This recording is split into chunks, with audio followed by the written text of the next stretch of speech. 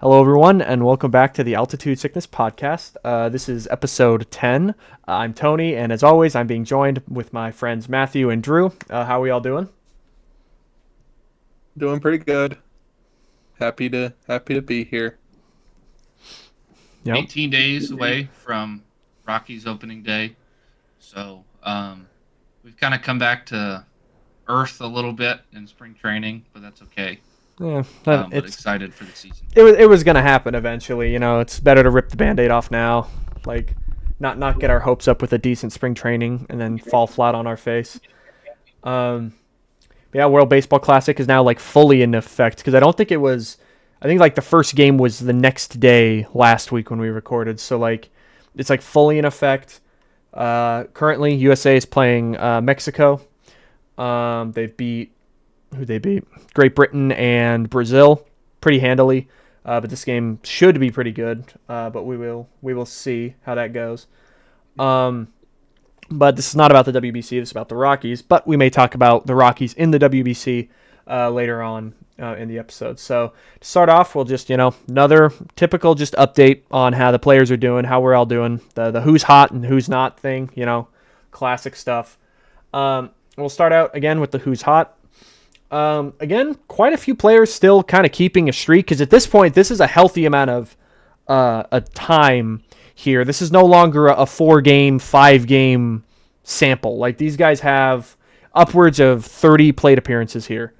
And so not all of them, but like most of them got a solid 20 to 30. And so you can get a little bit more out of the stats with that. And so the big guys we're going to talk about, so Chad Stevens, who right now is not, on the 40 man. He's a non-roster invite. He's got a 999 OPS with 2 home runs and a double. So and he's a guy that can play in a lot of different positions. So, and again, that's been the whole thing with this front office is you got to be able to play multiple positions. And so, he could be a minor league guy if he stays, if they keep him around, or if he doesn't elect the free agency. He could stay in the minor leagues and maybe work his way up to earn a spot if someone gets hurt or something. Someone that is on the roster, or it's vying for a roster spot, and if he keeps playing like this, he will, is Ryan Ritter. 1204 OPS, which from Ryan Ritter, I'm not really expecting that. But then like a 1 home run, and he has 4 doubles as well, and he's still playing, mainly short and second base. Could play a little bit of third, and he's now playing the outfield.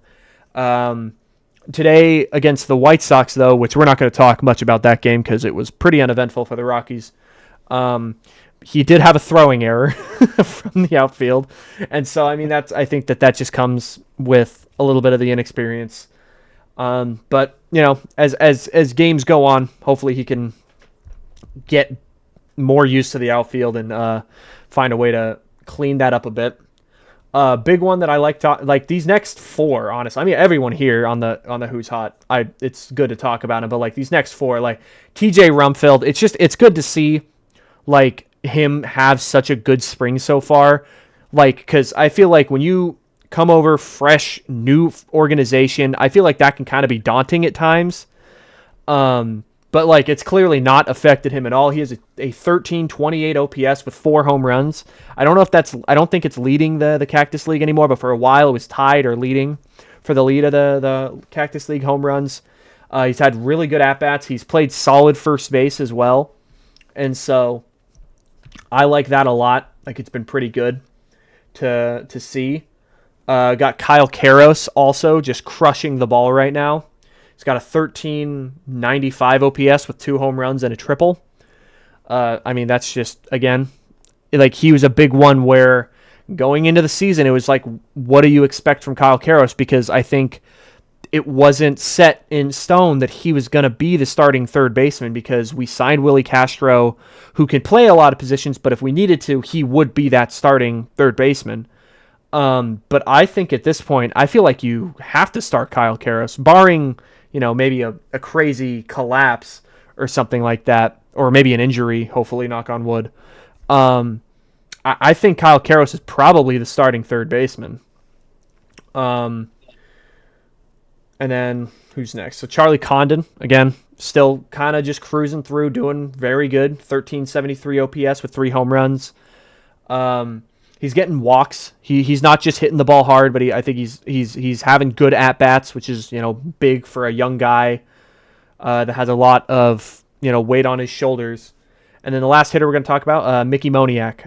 He came back from starting late because of I think his was a back issue. I mean, everyone on the Rockies, I guess, have back issues now, but he had a back issue, and he's come back with a 1324 OPS, 2 home runs, and a double. He hit one off of Clayton Kershaw. He hit a home run off Clayton Kershaw when the U.S. played the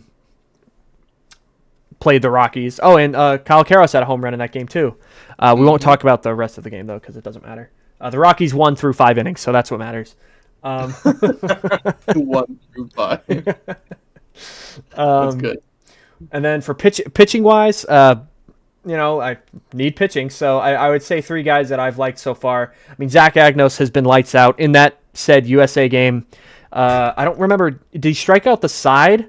Or was he just? It was 3 up, 3 down, but he struck out one. Yeah, batter. Like he went through a tough USA lineup, and did his job. He has 4 innings with a 0 ERA. He's not allowed to run.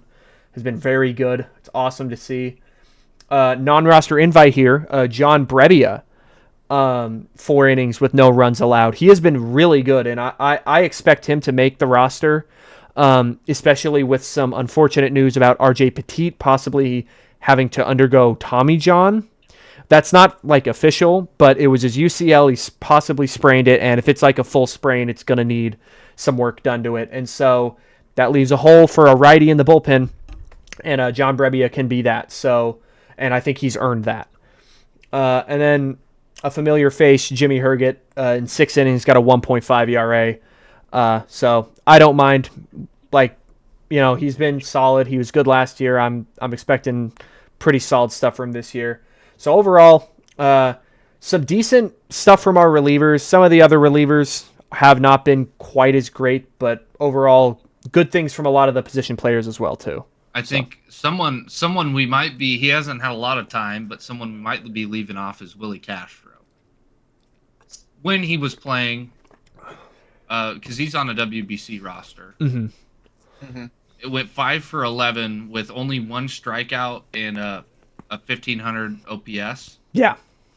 He's a veteran, so we kind of expect that, but at least up until this point, he hasn't fallen off the face of the earth like we fear with free agents coming over. Yeah, and I think he's been pretty solid in the WBC as well. I don't think it's been like a crazy drop off. I think he's been pretty decent, so that's always nice to see. I think that's true. That's the case that he's been good. I know he had a walk that walked in the tying run with I don't remember the Puerto Rico game. I think Puerto Rico Nicaragua game. I want to say. I can't remember exactly. But yeah. I know. And a real quick, another one that I didn't mention, Ezequiel Tovar. He started okay in spring, not great, but not bad. But in his one game that he started, I believe, for Team Venezuela, he went 3 for 3 with, I think, 3 singles and a walk. So, gotta love that. So that's pretty cool. But do we have any other notes on the who's hots, who's doing well right now? Okay. Matthew, got anything else on the WBC stuff? In terms of just overall WBC, I guess I have some stuff real quick. I mean, I think Pool C and Pool D are pretty much done. Mm-hmm. So teams that have advanced are Japan and Korea, and then Dominican Republic and Venezuela have all advanced. I guess Venezuela is playing right now, but they've already clinched, so it doesn't matter. Okay, cool. And then let's see. Yep, Team USA plays tonight. Then I think Colombia and Cuba Cuba and Puerto Rico are playing right now. So that should be a good game as well.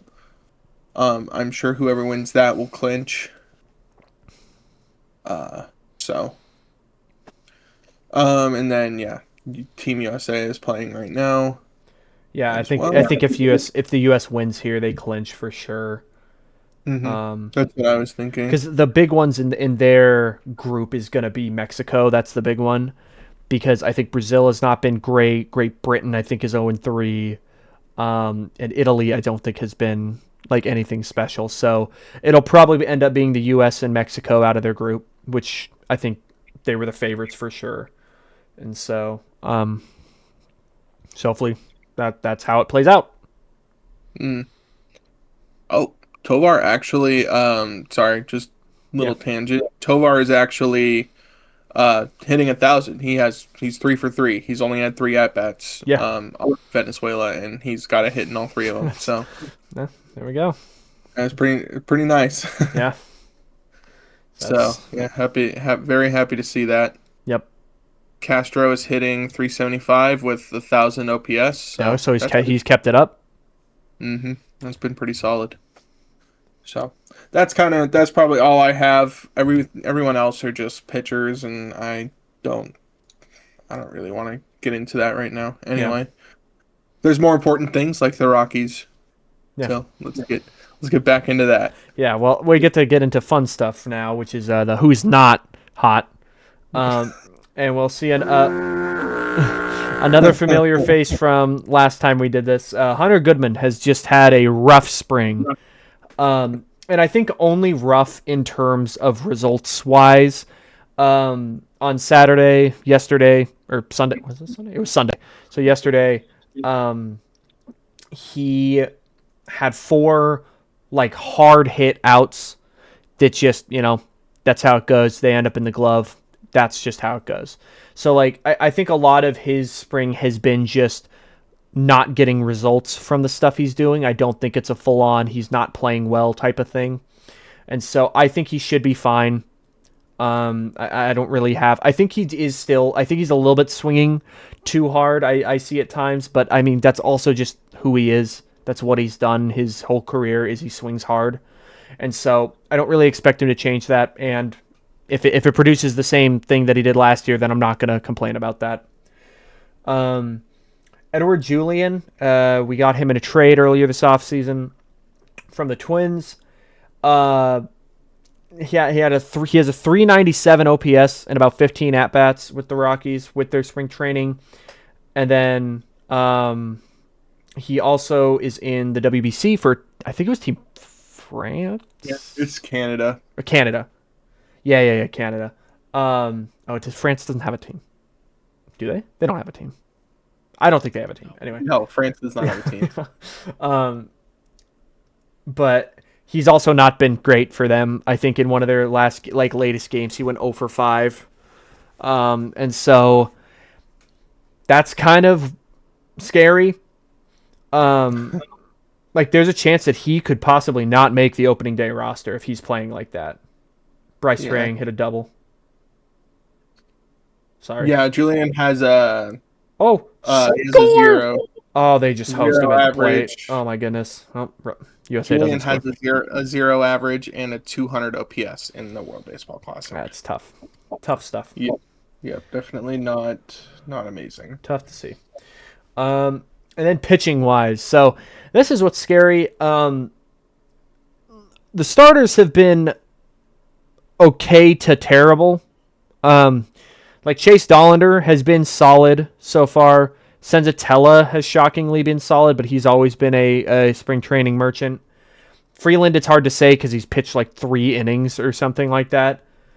The big one is Michael Lorenzen has not been good. He in 5 2/3 innings, he has a 14.29 ERA. And now, granted, a lot of that could be that he's trying new pitches right now. He's really trying to settle in with a changeup and throwing a bunch of things to see what's gonna feel good throwing it at Coors Field. But that's still not fun to see, especially the guy that we are now paying $8 million a year or whatever we're paying him, and he's coming out here at spring training and he's not looking good. But hopefully he can work it out, and he has a very easy task, of course, of pitching at Coors Field for half his games, so hopefully he'll be able to figure something out. But one that I'm actually, I think, more concerned about is Ryan Feltner. So he's coming back off an injury-riddled year. In 5 1/3, he's got an 11.81 ERA. It's scary because when you're coming off of a big injury year, that usually doesn't end that great. You usually are not that great, and it stinks that last year was when he got hurt, because that was, I think, supposed to be his big transition year. That was going to be a big year of, will he stay with this team long term? Are we signing him to an extension type of thing? And now I don't know if this is his last year, but I think he might have like one more year of control after this or something. Like, it's not a lot of years. So his time is very quickly running out, and if he does not pitch well this year, we could easily non-tender him next year. And so, oh, Bobby just flew out to the warning track. That's brutal. But yeah, that's just how it goes.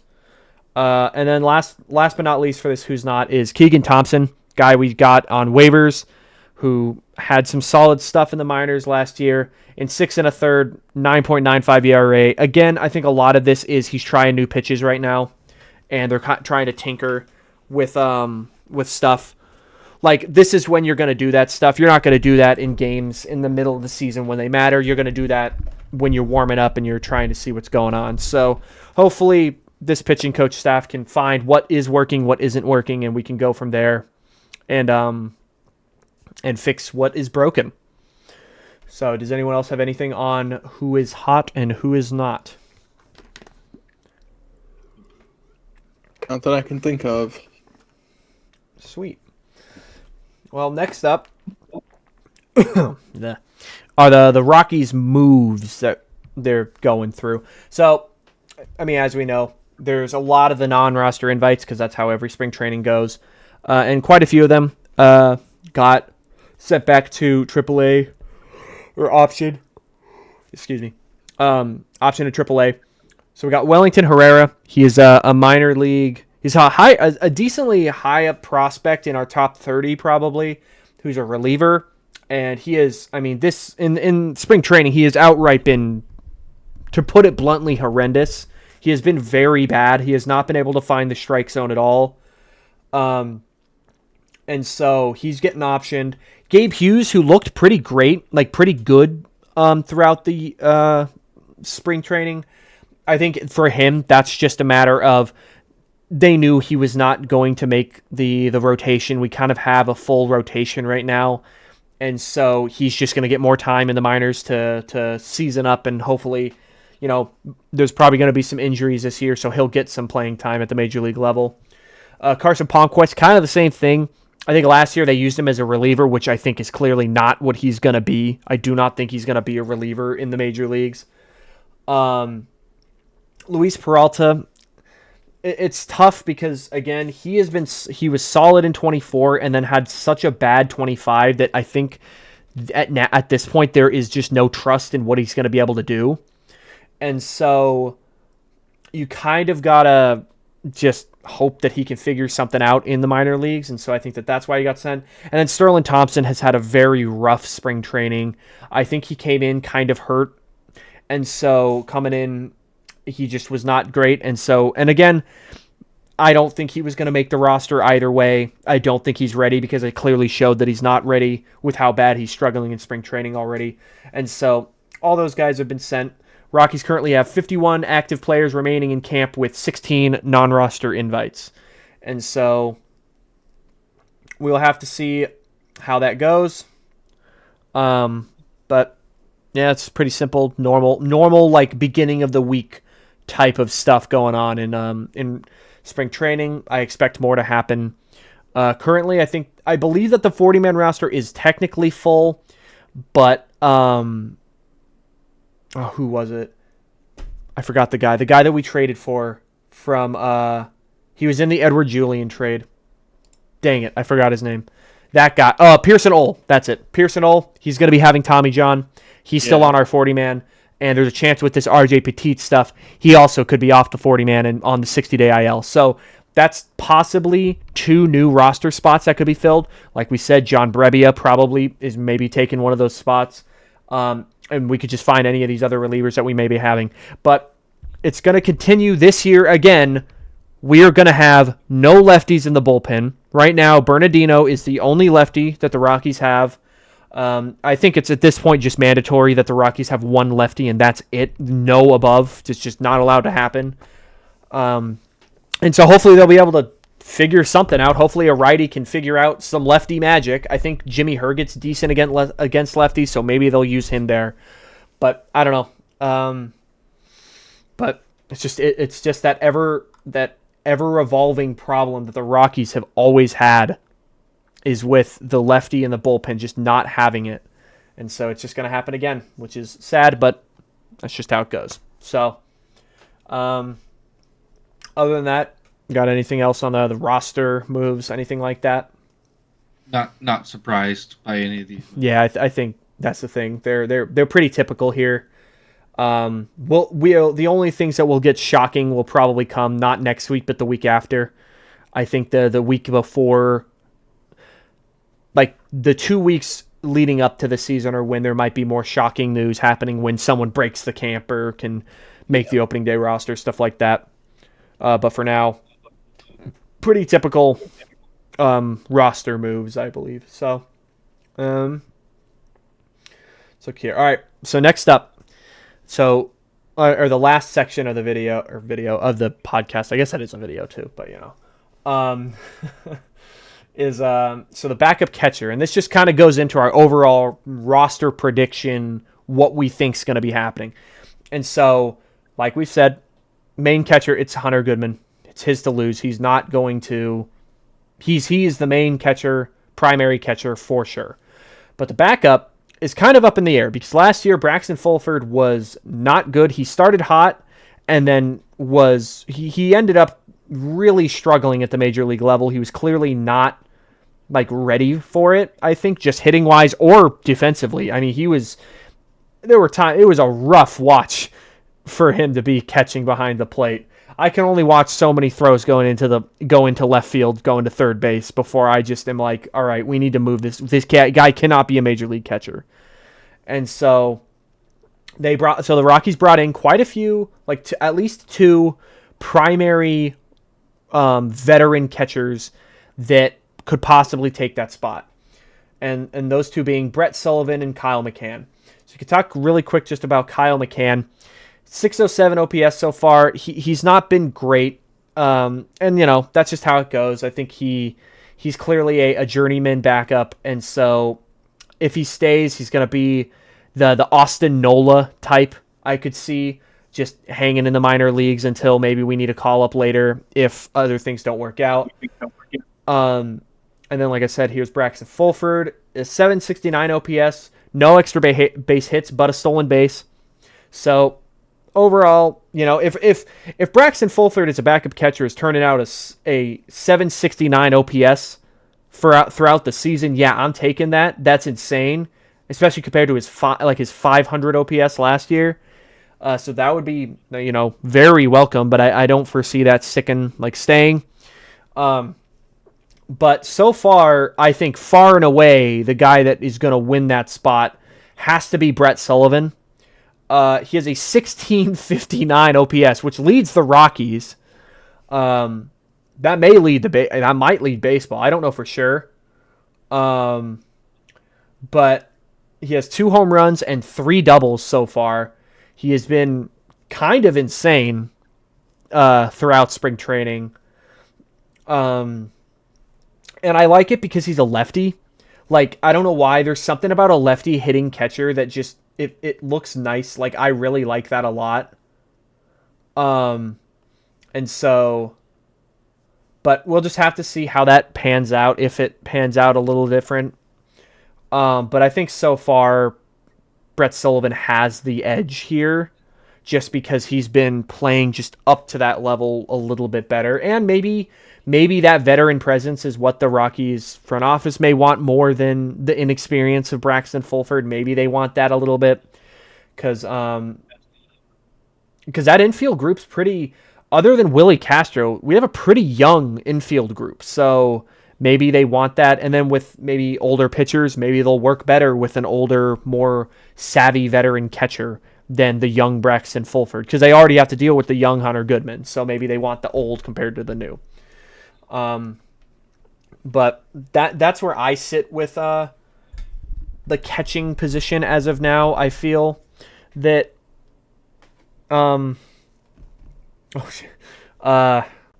in right field? Aaron Judge just threw out a guy at third and ended the inning. Nice. Woo.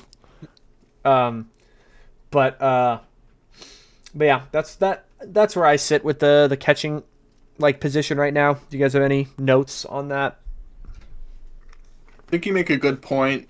With Sullivan being older, I could see that. I could see that being much more of an edge for him, aside from his stats, which are obviously way better. Yeah. But yeah, him being a veteran, I feel like could give him a good edge to be the backup. I think I'd be happy with it. I mean, I don't think there's anything wrong with Braxton Fulford. He's just clearly just not really quite ready yet. Mm-hmm. So I would agree. If it were me, I would rock with Brett Sullivan, but a key thing this year with the Rockies is stealing bases, and Braxton Fulford, I think, is probably the fastest catcher. And so that's the only way I could see him having the edge, is since, as we've seen throughout spring training, Rockies want to steal bases. Yeah. And so from a backup catcher position, I think that might be the only way Braxton Fulford gets the job over Brett Sullivan, because I think Brett Sullivan is better than him at defense as well. Yeah, I probably isn't saying a lot, but yeah, he is. So I think, to play devil's advocate, I think that is the only way Braxton Fulford gets the job over Brett Sullivan. I would agree. Yeah. I think that's just like a fun little nugget that he is just insanely fast. It's so weird. Something I didn't realize, he's older than Hunter Goodman. Braxton Fulford. I did not know that. I thought Braxton Fulford was 25. He is 27 years old. I didn't know that either. Yeah. Yep. Didn't know that one. That's insane. Because Hunter Goodman is 26. And that's another thing, like you said, Matthew, with age. Brett Sullivan is currently the oldest player in Rockies camp right now. And so oldest position player. There's probably a pitcher that's older. Oh, there's definitely position, I guess Jose Quintana, but he's not there technically. But yeah, Jose Quintana is 37. So, and John Brebbia is 36. Oh, so that might be a plus for John Brebbia too, because maybe you want some older guys in that bullpen. And so, other than the catching position, positional battle, I mean, we've talked about first base countless times. Right now, I think that it's going to be Rumfield. I think Rumfield has it, and Condon will start in AAA. I believe that that's kind of where they should go, because I do not think it would be a good idea for Condon to start at the major league level, because I would be scared of a Zach Veen situation last year where he was just overmatched and that just crushes confidence. And so we talked a lot about the first base position. We talked about a lot at last week. So let's see, shortstop, it's Tovar. Tovar's going to be the shortstop. Brenton Doyle's going to be the center fielder. The other two outfield positions is a little interesting, because I think right now you have to put it probably as McCarthy in left with Beck in right and then Moniak at DH. Now It's just a matter of that fifth outfield spot. And I think the fifth outfield spot gets interesting because, I mean, right now, because of the way that they're using Ryan Ritter, do you include Ryan Ritter as the fifth outfielder? Because Willie Castro right now, I think, appears to be the backup infielder everywhere that you go.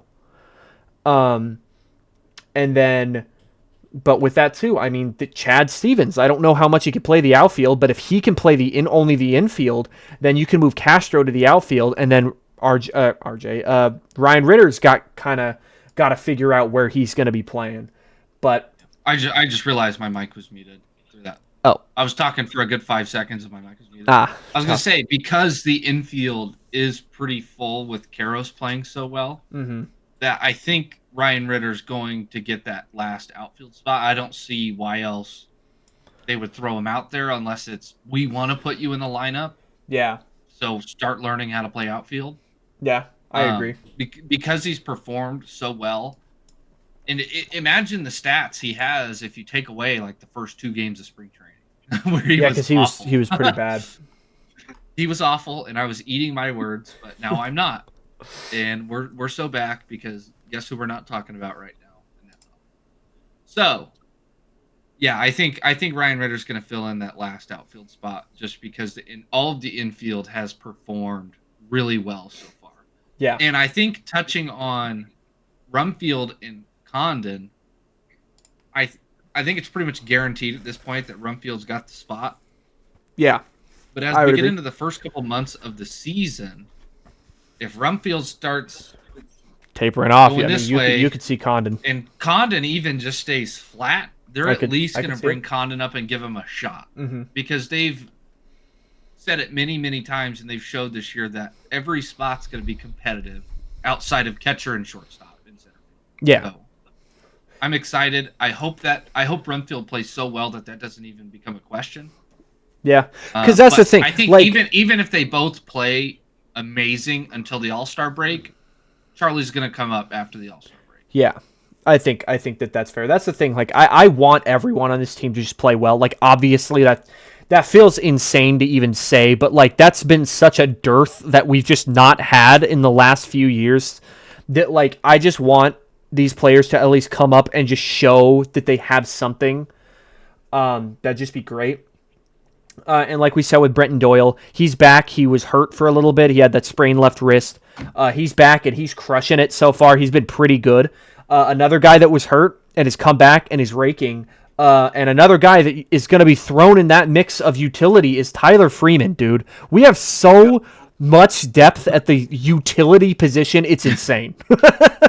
I guess I've been holding my tongue for Tyler Freeman because you guys weren't mentioning him. Like, but, I mean, he seems to have come back and not stopped from how he was last year. I mean, I could fully see him taking over the Ritter spot that we're talking about. I'm not saying Ritter is not playing amazing, but Freeman does have way more experience in the major leagues than Ritter does. Yeah. And I think if the Rockies are going to be overloaded at one position, I'm just glad it's utility. Yeah, honestly, because injuries are going to happen. We're the Rockies, and we're just like every other team. But I honestly think we get it worse. I think that's people are going to get hurt. I think it's honestly scientifically proven that the altitude does mess stuff up. Like it's kind of weird, but I think this year is so much more different last year because we're having a discussion right now of who deserves the spot more than someone else other than like, oh, this guy's got no competition. Yeah. And that was the same conversation with Tolia last year. Was like, who are they going to call Charlie up already? Like, who else is going to play first base? God, imagine if they did that. That would have been a mistake. And now we're having the complete opposite conversation because there's too many guys that deserve a spot to fill the roster. Yeah. So that's what's... Oh, Aaron Judge, I think, just hit a bomb. Yes, he did. 2-0 USA. Yeah. You're going to get flagged on YouTube for saying that, by the way. Oh, well. I'm not watching it. I'm not watching it, so it's fine. No, for saying the B word. Oh, bomb. Oh, oops. I said it again. Oh, no. But so yeah, that's what's crazy with the way that, baseball roster is set. You got the 9 guys that are going to be playing. And then you have 3 bench spots and then the catcher. Like you have 4 bench spots, but one of them is going to be your backup catcher. And we've already talked about, so hypothetically, let's say it is Brett Sullivan. So we got Brett Sullivan and you got Hunter Goodman as the catchers there. Like, let's go through the infield. Right now, I think Kyle Karros slots in there. Tovar is your shortstop. At second base, I'm going to be blunt. Amador and Julian have been terrible. I do not want either of them right now on the major league roster, throw Willie Castro there. That's fine. He has been hitting. He can play second base. That is fine. Willie Castro at second, that is, I think, a plus here. So you got that. First base, let's say TJ Rumfeld. I would be lying if I said that I'm not happy with that outcome of an infield from like this spring training. That is already a much better infield, I think, than what we had last year. Like, because yes, we had McMahon, but it was like, we're eating a lot. We're eating his whole contract. We're going nowhere. Like, of a rebuilding team, that's not what you want. You don't want to be paying your third baseman on a rebuilding team over $15 million. Like, Kyle Karros is on a minor league, on his, rookie deal. Tovar, we've got, the big extension, which isn't going to start getting higher until a little bit later. Castro's a pretty cheap, like $6 million deal, I think, so far, like $6 million for this year. And same thing with Rumfeld with a rookie deal. So, like, I think that's good value throughout there. And then the outfield, like I said, I believe it's going to be McCarthy in left, Doyle in center, Beck in right with Moniak at DH. I think that, again, I like that outfield because I think that that's the best defensive outfield that we will have. Because unfortunately, I love the utility aspect of the other guys that we have. Everyone else is probably going to be worse in the outfield than the three that we have out there in this hypothetical. Because I think our best outfielders probably are Doyle, like number one by far, and then probably McCarthy, and then Beck. And then other than that, we've talked about Moniak's struggles, to put it lightly, in the outfield. Tyler Freeman cannot play the outfield almost at all.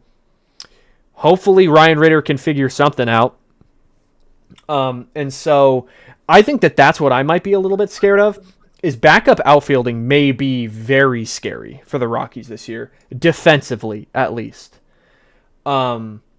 Which, you can poo-poo defensive analytics all you want, but it's just the numbers show that all of those guys, I guess we don't know for sure with Ryan Ritter, but I'm just going to assume never played the outfield with much at all in the minor leagues, probably ever in his career, and he's going to be thrown out into the hardest outfield to play in baseball. Yeah. I'm not, at least so far, holding my breath. He hasn't done anything so far for me to be like, ooh. Yeah. I don't think he's done anything outstanding. I think that the fact that he's gone unnoticed is actually kind of a good thing. Yeah. See, I think an average outfielder at Coors Field is a plus outfielder everywhere else in the major leagues. In most other parks, let's say. So, I think that that's big. But, so if that's our... Oh, Matthew, do you have something to say? No, I just said yeah. Oh, sorry. I thought... I don't want to just cut you off. But, so a big thing... So we got, like, this hypothetical lineup that we got here, and we could talk lineup construction at later points. That's not the big thing right now. If those are our set things, we have 3 spots to fill. And I think right now it's got to be Ryan Ritter and it's got to be Tyler Freeman. I think those are 2 of them. So now it's a matter. Freeman's going to be the platoon guy for Moniak. Yes. I could see that because that's what they did last year with DHing, with the DH spot. Because, again, I think Tyler Freeman is not your typical, like, ideal DH. And he's mainly a DH because that dude can't play defense. But if he's hitting, I don't care. If he can get on base, yes. Exactly. And so it's that last spot that's very interesting. Because at that point, like, what do you want? What do you need? Because if the 2 spots that we already have, Roman Anthony just hit one to the moon. It's 5-0 US. So it's just interesting because now it's like, who is that? I mean, someone that's been playing at least decently so far. Nicky Lopez has been a minor league signing that has been playing decently in spring training so far.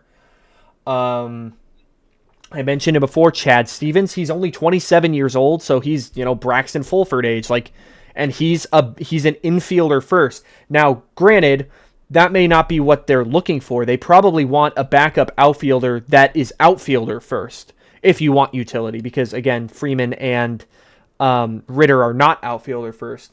Unfortunately, that leaves like Cole Carrig, but no, they're not going to start. Cole Carrig is not going to break the opening day roster because I do not think he's ready. I think in a year he has a chance, but I think this year he's still got to cook a little bit in the minor leagues. And other than that, that's kind of all of the guys that I foresee having a chance to break that roster. Like a guy like Drew Avens has gotten a decent amount of playing time, but he's got a 300 OPS in spring training so far. Like it's been pretty tough for him.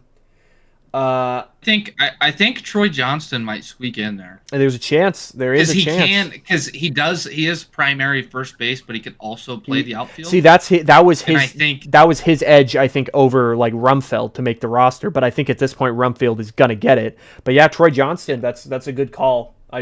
Where is he? Yeah, I mean, he only stole 2 bases in 44 games, so it's not like he's gonna do it often. But he's at least not mega slow. Yeah. And still, last year was his first year in the big leagues, and he still had a positive OPS plus, like he was above 100. I think that's a big thing, too, is that he does have a little bit of that minor league experience. But then also, I mean, we have to think here, too. I mean, probably not to start the year. At some point, Blaine Crim is going to get added back to this rotation of first base people. But he'll probably start the year in the minor leagues just because he's been hurt. Yeah. Which makes sense. But yeah, I think Troy Johnston, that's probably it, because I think that little bit of outfield, but again, it just scares me. This backup outfield, like the outfield that we will be running out there, if God forbid Doyle gets hurt again, the Rockies are instantly in a bad place defensively in the outfield, because at least like we're gonna have Jake McCarthy, but then. What do you see, Drew? Okay, so this isn't super important. Okay. Kind of. It was shocking. Everything's important. Troy Johnston at first base has 0 defensive runs saved, above average. Okay. In the outfield, he has 2. Oh, okay. So he's not okay, negative. So okay. I didn't know what to expect. He doesn't have a lot of playing time, but the fact that I'm not seeing negative numbers on my screen is at least a plus in the outfield. I mean, yes, Coors is harder, but that's better than. But another thing, he's probably going to be a right fielder. Like if you're going to have him a player not be a main outfielder, they're going to be thrown in right, and that's fine. Like because Tyler Freeman played there a lot last year. I mean, I guess I expect Ryan Ritter. But again, yeah, I think that Troy Johnston's probably that last guy. So I think. I would not be shocked, honestly, or unhappy if that's how our opening day roster shakes out. I agree. So, yeah, that's what that's. Yeah. Got two more episodes until real baseball is happening. Is it 2 more? Oh, it is 2 Meaningful baseball. Yeah. This is real baseball. Yeah, so, Rocky spring training, where they lose 12-3 to the White Sox. Yeah, that's real baseball. I'm a big baseball fan. I love the Rockies, but no, I stopped listening when it was 6-0 because I was like, I have better things to do. Because that's the thing. If I was watching it, I'd probably still watch it, but the fact that I could only listen, which I'm not getting back into that can of worms, I'm not gonna subject that to myself. I'm not gonna subject myself to that. So whatever. It's right. Yeah, it's over. It's probably better we didn't have to watch today. Yeah, honestly, yeah. No, maybe they made a deal. Yeah. I don't even know when the next. I haven't actually looked in the next few games. Video broadcast will be. Yeah, I'm not sure. Yeah, I think it's watch. I have no clue. Let me. No, we're on Friday. I know that for a fact. I think it might be Friday. Oh, okay, that's cool. But yeah, good stuff. Trying to think if there's anything else crazy that's happened with Rockies baseball. I mean, I guess, do we want to touch like lightly on the pitching in terms of like what we expect. I think right now It stinks. The pitching stinks. Yeah, I think in terms of projected like rotation, I think it's pretty clearly going to be Freeland and then the 3 free agents we signed. It's going to be Freeland, Sugano, not in this order, but Freeland, Sugano, Lacastro, Lorenzen, and Quintana. And now that 5th spot is interesting. I think right now Dollander has the inside spot because I think he's been the best. As much as you may not like to hear this, Drew, Antonio Senzatella is probably like having a chance to get that spot back. You know what? I really, honestly, for the sake of the organization, I hope that happens. So then after 3 starts, Chase Dollander takes the spot. It's true. Yeah. Or someone else. Because that's the thing. I mean, and I know that like that other teams have done this before. Is it worth the Rockies trying to go into a 6-man rotation? It's just weird because it's like Rockies pitchers don't pitch as much as other pitchers do because the elevation, because of altitude and everything, you're going to get hit around a little bit more, so you're not going to pitch as much. That's just the nature of how it is. Yeah. And I think a lot of them do get gassed way more throughout the season, so they can't pitch as long into games later in the season. But it's not like the starters are out here throwing 6 innings every outing. Like exactly. We're lucky to get 5. And it's not like it benefits the bullpen anymore, so I would rather have a 5-man rotation and even put Senzatella in as an inning eater. Yeah. Than move to a 6. Yeah. And I mean this is also just hopefully the rotation just won't be as bad as it. I mean, like last year, again, it was like historically bad. I mean, that was the worst starting rotation in the history of the modern era of baseball. And so if we're anything short of that, it's an improvement. And so that's the hope. But yeah, and then bullpen, I mean, I think it's going to be pretty similar to last year. So I don't really see big changes other than that. But yeah, I think that's all I've got going. We're at 47 minutes, so like, not too bad. Do you guys have anything else to add? So, nope, I don't know. All right, it's been a good episode. A little bit shorter than normal. I feel like we talked about a lot too. I feel like that was a pretty jam-packed episode. So, but I could be delusional. So. But anyway, like you said, 3 weeks from 3 weeks? 2 more episodes of non-regular season baseball. That's insane. That's crazy. Yeah. I'm excited so next week, I believe it'll just be 2 of us, correct, Matthew? You're going to be busy next week, so you will not be here? Next week. All right, so we'll do a little bit like less stuff, but I'm excited for the episode before the season. I'm pretty excited. I think that'll be a really fun one, and so look forward to that. But as always, go Rockies, and we'll see you guys later. All right, bye.